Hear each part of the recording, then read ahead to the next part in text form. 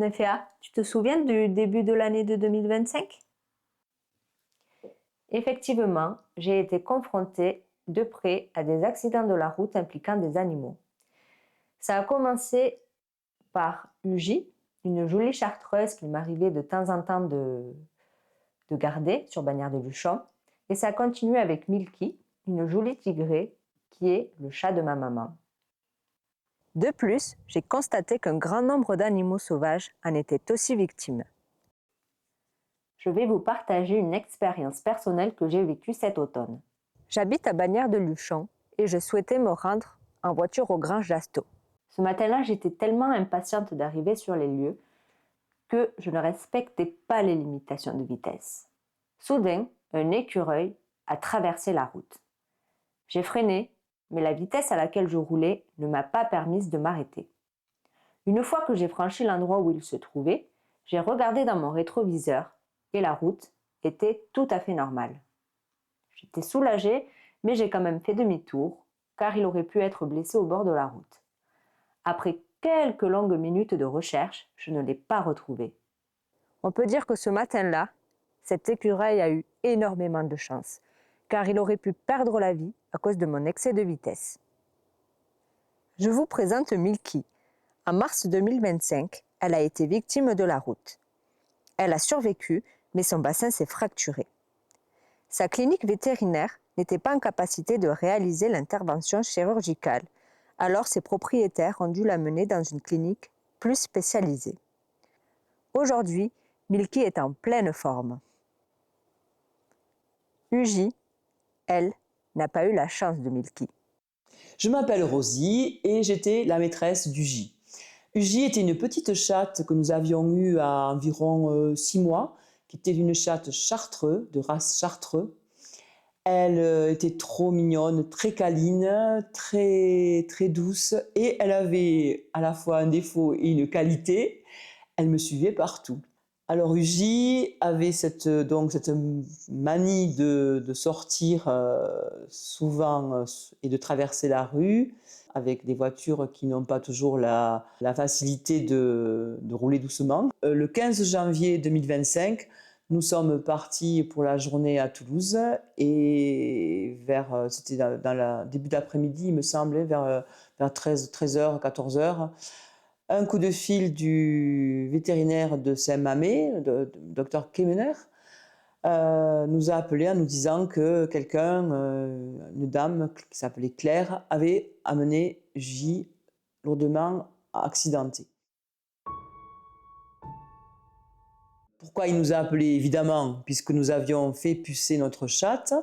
Et ça, c'est quelque chose de très important si on veut éviter que les chattes qui s'égarent ou qui sont éventuellement aussi volées puissent être éventuellement récupérées. Et surtout, lorsqu'il y a des accidents, on peut de suite prévenir les propriétaires. Ce qui s'est passé, Pauline était là et a récupéré Uji, qui était énormément blessée puisqu'elle avait tous les membres inférieurs touchés.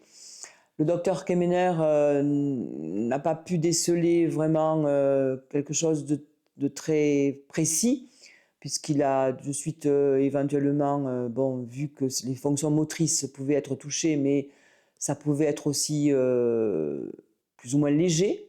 Donc il a proposé que l'on fasse une semaine d'observation. Comme nous étions en contact avec le centre vétérinaire de Montrégeau, et puisque Uji avait été stérilisé dans cette clinique, nous avons le lendemain, nous avons joint la clinique vétérinaire où nous avons mené Uji, et le diagnostic a été à peu près le même, c'est-à-dire que apparemment l'arrière-train avait été abîmé. Et il fallait se donner un temps d'attente, d'observation pour voir si ça pouvait éventuellement revenir. Donc nous avons fait tout ce que nous avons pu pour à la fois l'alimenter, ce qui était difficile puisque elle n'arrivait pas à manger et on pense qu'elle ne mangeait pas par protection parce qu'elle ne pouvait pas évacuer sa nourriture. Donc voilà, donc cette semaine a été très difficile parce qu'on espérait. On est revenu, je crois, une autre fois chez le véto pour éventuellement approfondir le diagnostic. Mais bon, on n'avait pas beaucoup, à la fois de l'espoir, mais à la fois, on était assez lucide. Et au bout d'une semaine, voyant que rien ne se passait, que Uji nous regardait toujours avec ses petits yeux de tristesse, on s'est dit, il ne faut pas la laisser souffrir. Même notre petite fille, qui a un don avec les animaux, n'a pas réussi à lui faire... Elle a réussi à lui faire avaler un petit peu de lait, mais c'était vraiment minime. Et Uji se dégradait. Donc nous avons pris la décision de la ramener chez le vétérinaire et de la faire euthanasier. Bon.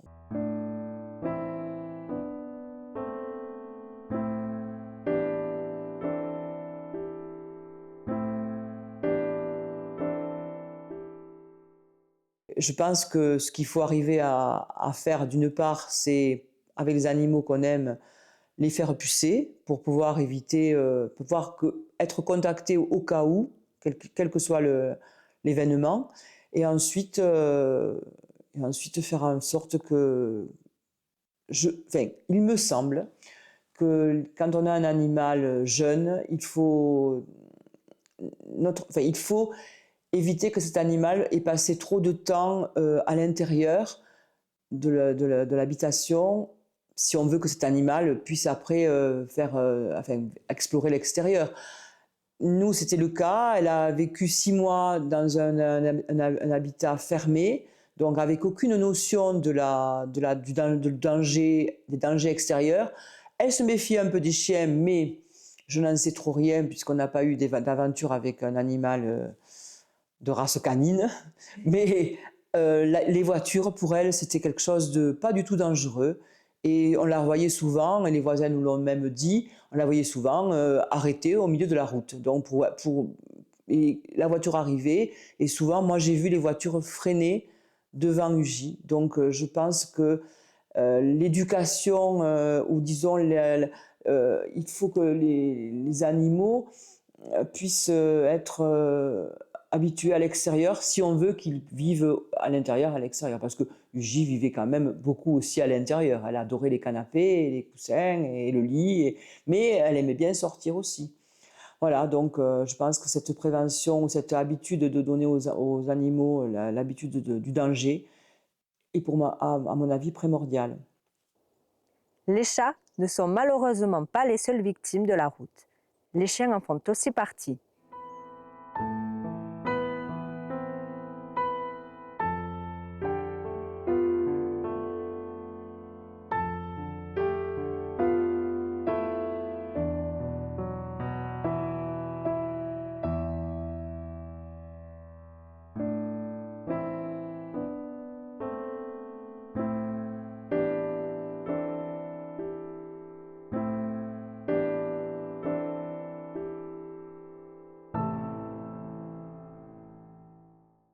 Percuter un animal qui soit de compagnie ou sauvage peut arriver à tout le monde. Mais je trouve quand même que c'est l'une des morts les plus injustes qu'il existe. Très souvent, ces animaux ont tellement envie de vivre, donc ils explorent leur environnement, mais ils ne se rendent pas forcément compte du danger présent sur la route. Toi, demain, si malheureusement tu percutes un animal, connais-tu les premiers gestes de secours à réaliser à l'animal que tu auras malencontreusement blessé? La première chose est de protéger les lieux en avertissant les autres usagers de la route. Par contre, ne te mets pas en danger. Avant tout déplacement, il est impératif de contacter la clinique vétérinaire afin de savoir s'ils ont des disponibilités pour le recevoir. En assistant l'animal, il faut toujours faire attention à sa colonne vertébrale. Donc il te suffit de prendre une serviette et de former un hamac de transport. Si la victime est un chien, fais attention à ne pas te faire mordre. Pour cela, il te suffit de lui serrer le museau. Si l'animal blessé est sauvage, on ne va pas contacter les cliniques vétérinaires. Tu peux appeler les gendarmes, les pompiers ou un centre de soins spécialisé dans la faune sauvage. Si tu habites vers Bagnères-de-Luchon, voici les coordonnées d'un centre de soins situé en Ariège. Dans la description, je t'ai mis le lien de l'annuaire répertoriant tous les centres de soins présents en France et en Outre-mer. Avant d'assister l'animal sauvage, contacte le centre de soins. Ils t'aideront à distance. Garde toujours en tête que ta sécurité est primordiale. Recouvre la tête de l'animal avec un tissu et son corps avec une couverture. Cela l'aidera à s'apaiser et à se maintenir au chaud. Évite de toucher l'animal à main nue. La panique d'être aussi proche d'un humain pourrait l'inciter à te mordre ou à te blesser. Enfin, ne lui donne ni eau ni nourriture. Si avec l'accord du centre de soins spécialisé dans la faune sauvage, tu es dans l'obligation de devoir le transporter, alors utilise des gants épais et place-le dans un grand carton. Si l'animal s'avère être trop grand pour que tu puisses le transporter, laisse les secours intervenir.